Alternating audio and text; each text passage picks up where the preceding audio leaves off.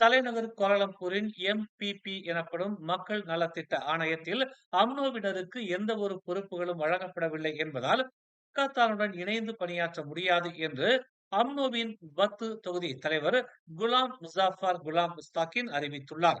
கோலாலம்பூரில் அம்னோ வகித்து வந்த அனைத்து பொறுப்புகளில் இருந்தும் பதவிகளில் இருந்தும் அம்னோவினர் விலகுவதாகவும் கூட்டரசு பிரதேச அமைச்சர் ஜலிகா முஸ்தபாவுக்கு இது ஒரு பாடமாக இருக்க வேண்டும் என்றும் குலாம் முசாஃபர் குலாம் முஸ்தாகின் தெரிவித்தார். கோலாலம்பூரில் வசிக்கும் மலாய்க்காரர்களின் பிரதிநிதியாக அம்னோ இருப்பதை சலிகா முஸ்தபா உணர வேண்டும் என்றும் பத்து நாடாளுமன்ற உறுப்பினரான PKRின் பிரபாகரனும் இதை உணர வேண்டும் என்றும் அவர் கேட்டுக் கொண்டார். காலம் காலமாக அனைத்து சமூகத்தின் நலத்திட்டங்களுக்காக அனைத்து சமூகத்தினரும் வகித்து வந்த எம்பிபி எனப்படும் மக்கள் நலத்திட்ட ஆணையத்தில் அம்னோ ஒதுக்கப்பட்டிருப்பது திட்டமிட்டு அம்னோவை புறக்கணிக்கும் செயல் என்று அவர் குற்றம் சாட்டினார். அம்னோவுக்கும் பக்கத்தானுக்குமான அணுக்கமான உறவால் PKR அதிகம் பயன் பெறுவதாகவும் முக்கியமாக பத்து தொகுதியில் உள்ள அம்னோ உறுப்பினர்களை பத்து நாடாளுமன்ற உறுப்பினர் பிரபாகரன் கண்டுகொள்வதே இல்லை என்றும் பிரபாகரனுக்கும் விரைவில் பாடம் புகட்டப் போவதாகவும் குலாம் முசாஃபர் குலாம் முஸ்தாகின் எச்சரித்தார். இன்று மாலை 5 மணி முதல் 5 மாநிலங்களில் கனமழையுடன் கூடிய புயல் தாக்கும் என்று தேசிய வானிலை ஆய்வு மையமான மெட் மலேசியா எச்சரிக்கை விடுத்துள்ளது. இந்த கனமழை அதிகாலை 1 மணி வரையில் நீடிக்கும் என்று ஆய்வுகள் குறிப்பிடுவதால் இரவு நேர வெளிப்புற செயல்பாடுகளை ஒத்திவைக்கும்படி பொதுமக்களுக்கு மெட் மலேசியா எச்சரிக்கை விடுத்துள்ளது. முக்கியமாக ஆற்றோர பகுதிகளில் எந்த ஒரு நடவடிக்கைகளையும் மேற்கொள்ள வேண்டாம் என்று வலியுறுத்தப்பட்டுள்ளது. பெர்லிஸ், கெடா, பினாங்கு, பேரா, ஸ்லாங்கூர் ஆகிய மாநிலங்களில் உள்ள நீர்நிலைகளின் அளவுகள் தொடர்ந்து கண்காணிக்கப்பட்டு வருவதாகவும் மீட்புத்துறை அதிகாரிகள் தயார் நிலையில் இருக்கும்படியும் மெட் மலேசியா நினைவூட்டியுள்ளது. தொடர் வெள்ளத்தில் பாதிக்காமல் இருக்க பொதுமக்கள் பாதுகாப்பான இடங்களுக்கு மாற்றப்பட வேண்டும் என்றும் மெட் மலேசியா தெரிவித்துள்ளது. கெடாவில் புயலின் வீரியம் அதிகமாக இருக்கும் என்பதால் துபாங் பாசு, கோத்தா ஸ்டார், போகோக் சேனா, பாடம் தெராப், யான், பென்தாங், கோலமுடா ஆகிய மாவட்டங்கள் அதிக சேதத்தை எதிர்நோக்கும் என எச்சரிக்கை விடுக்கப்பட்டுள்ளது.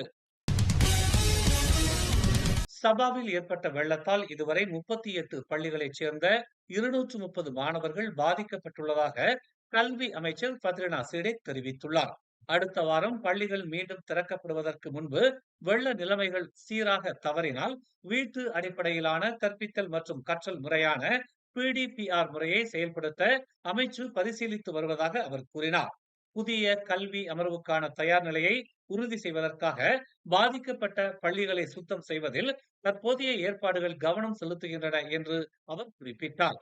கல்வி முக்கியமானதாக இருந்தாலும் மாணவர் மற்றும் கல்வியாளர் பாதுகாப்புக்கு முன்னுரிமை அளிக்கப்படும் என்று ஃபாத்லினா கூறினார். இளைய தலைமுறையினரின் குரலுக்கு செவி சாய்க்குமாறு ஆசியான் உறுப்பு நாடுகளின் தலைவர்களுக்கு மலேசிய பிரதமர் டதஸ்ரீ அன்வார் இப்ராஹிம் அழைப்பு விடுத்துள்ளார். ஆசிய பிராந்திய குழு மகளிர் மற்றும் இளைஞர்கள் தங்கள் கருத்துக்களை கூற ஒரு தளத்தை வழங்கி உள்ளதாக அன்வார் கூறினார்.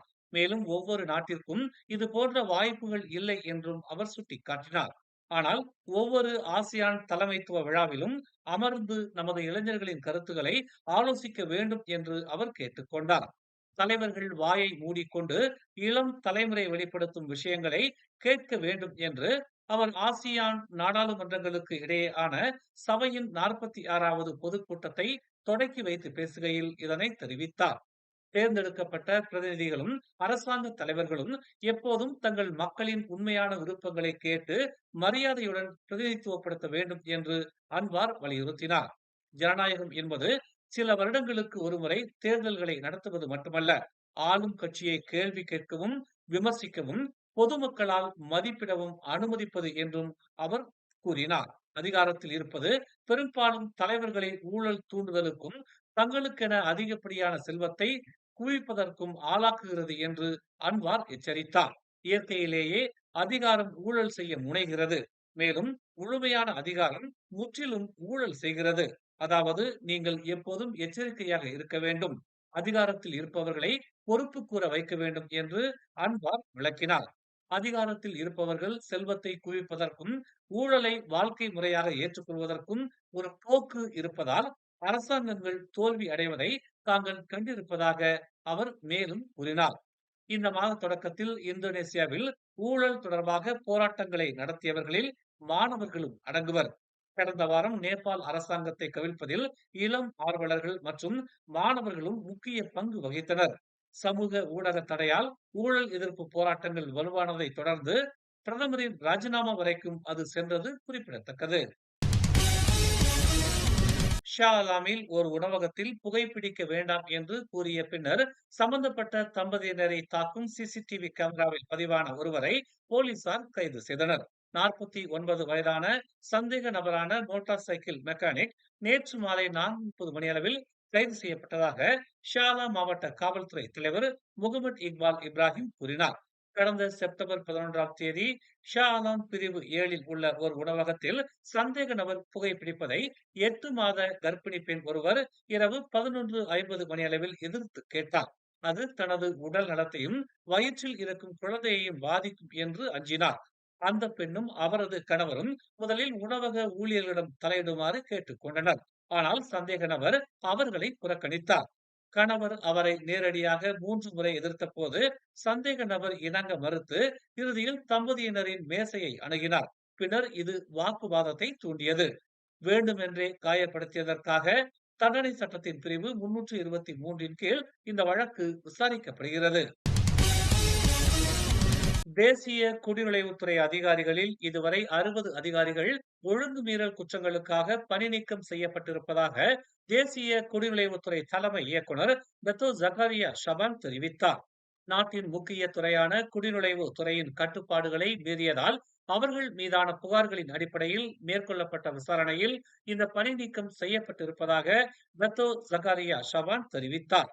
கடந்த 2022ஆம் ஆண்டு முதல் 254 குற்றச் சம்பவங்களுடன் தொடர்புடைய குடிநுழைவுத்துறை அதிகாரிகள் மீதான வழக்குகளில் 199 வழக்குகளின் விசாரணை நிறைவடைந்திருப்பதாகவும் டத்தோ ஜகாரியா ஷபான் தெரிவித்தார். தேசிய பாதுகாப்பை உறுதிப்படுத்தும் துறையான குடிநுழைவு துறையில் பணியாற்றும் அதிகாரிகள் மட்டுமல்லாது தேசிய எல்லை பாதுகாப்பு ஆணையமான AKPS அதிகாரிகளுடன் தொடர்புடைய வழக்குகளும் விசாரிக்கப்பட்டு வருவதாக டத்தோ ஜகாரியா ஷபான் கூறினார். குடிநுழைவுத்துறை அதிகாரிகளுக்கு எதிராக ஒரு சில போலி புகார்கள் பெறப்பட்டு வருவதையும் அவர் சுட்டிக்காட்டினார். எந்த மாதிரியான புகார்களை பெற்றாலும் தீவிர விசாரணைக்கு பின்னரே எந்த ஒரு நடவடிக்கையும் மேற்கொள்ளப்படுவதாக டத்தோ ஜகாரியா ஷபான் நினைவூட்டினார். மேலும் செய்திகளை தெரிந்து கொள்ள தமிழ் மலர் நாளிதழை பாருங்கள். உடனுக்குடன் செய்திகளை தெரிந்து கொள்ள தமிழ் மலர் இணையதளம், தமிழ் மலர் செயலி மற்றும் மலர் டிவி யூடியூப் சேனலை வலம் வாருங்கள். எங்களோடு இணைந்திருக்க மலர் டிவியை பதிவு செய்து கொள்ளுங்கள். உறவுகள் மகிழ்ந்திட விருப்பம் மற்றும் பகிர்வு சேவையை சொடுக்கிடுங்கள்.